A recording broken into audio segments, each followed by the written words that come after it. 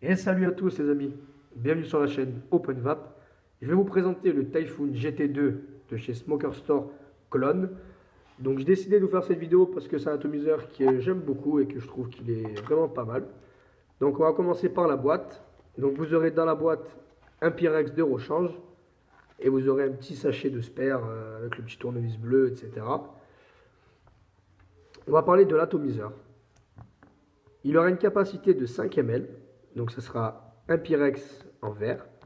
Il aura une connectique en 510, donc comme vous voyez avec un cruciforme pour régler la sortie.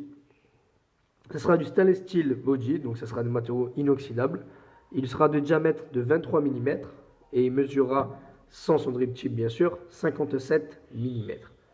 Donc là vous avez le drip chip Typhoon, donc là il y a écrit, hop, je l'ai mis à l'envers, Typhoon, je vais faire le photofocus. Ouais, bon, ça va. Hop. Donc ensuite, pour le démonter, il vous suffira d'enlever la bague d'airflow qui tiendra juste avec un petit joint d'étanchéité ici. Il vous suffira de démonter la partie inférieure, comme ceci. Là, vous aurez la chambre d'atomisation. Ici, vous aurez la partie supérieure de votre tank. Donc, si jamais vous cassez le Pyrex, pour le changer, il vous suffira de dévisser la partie supérieure, comme ceci. Hop, voilà. Donc, c'est un peu long. Hop. Ici, vous aurez un petit joint d'étanchéité sur le rebord. Pareil de l'autre côté. Et il vous suffira de le tirer, hop, vers le haut ou vers le bas. Donc là, on va bien remettre le petit joint.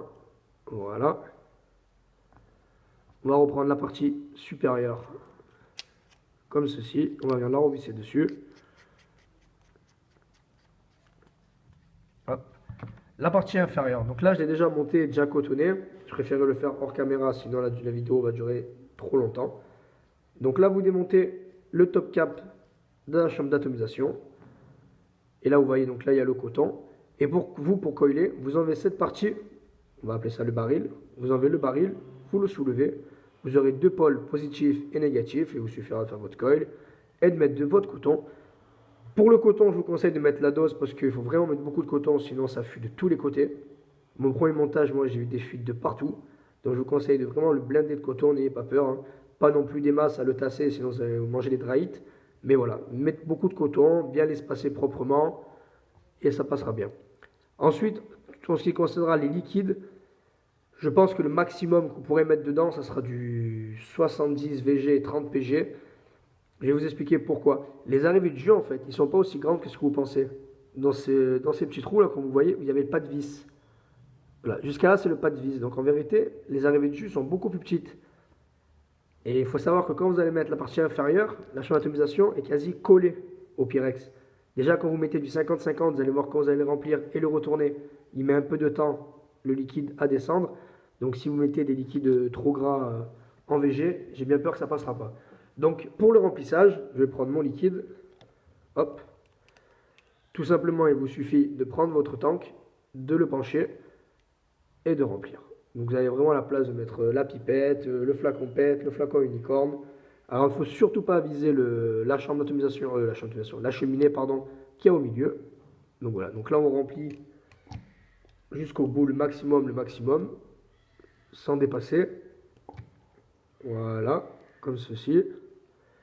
Là on va faire comme ça. Hop, voilà.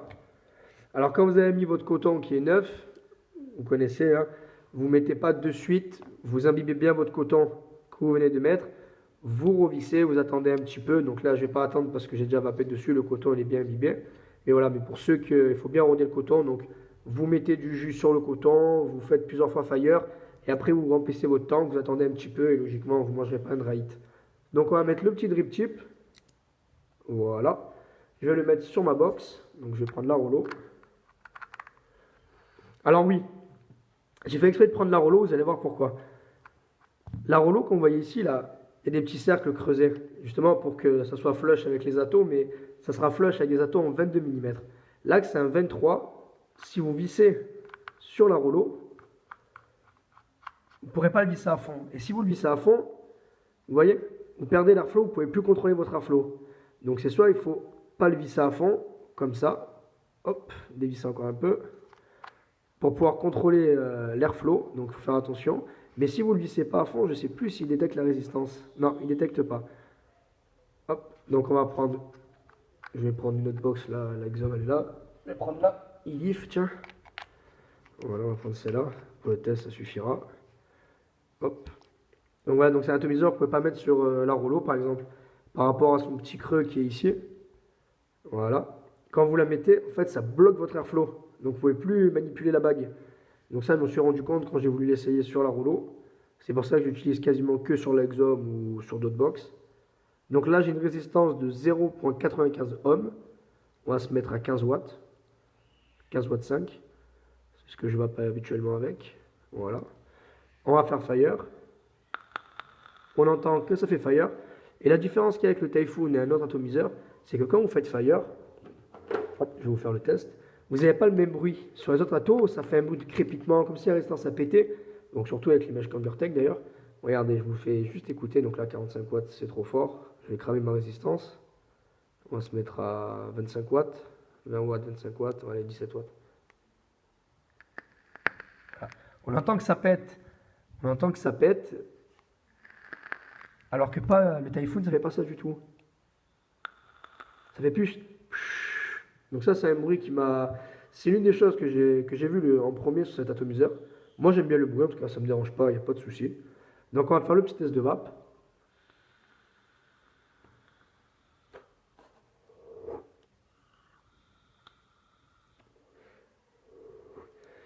Ça va super bien, il n'y a rien à dire. En termes de rendu de saveur, il est vraiment très très bon. Même si c'est un clone, hein, je reprécise que c'est un clone, que ce n'est pas un Typhoon GT2 original, c'est un Typhoon GT2 clone. Donc vous pouvez le retrouver chez Fastech, AliExpress. D'ailleurs, pour ceux que ça intéresse, je vous conseille de le prendre sur AliExpress. Il est un peu moins cher. Et vous avez la cloche en PMA. Donc c'est pour faire comme le Hurricane Junior par exemple, la cloche en PMA. Vous l'avez à 2,90 ouais, 2,90 € parce qu'il est à 3 dollars et quelques. Sur le site AliExpress, il est à 13 ou 14 dollars. Donc vous faites le calcul, ça vous fait 12 euros. Bon, vous mettez, c'est sûr, 3 semaines pour le recevoir. Mais bon, sincèrement, je trouve que c'est un clone qui vaut le coup. J'ai déjà testé plusieurs clones et c'est vraiment l'un des meilleurs clones que j'ai acheté. Il va bien, il est très très bien. Donc voilà les amis, si cette vidéo vous a plu, n'hésitez pas à liker et à vous abonner pour d'autres vues. Et à bientôt pour d'autres vidéos.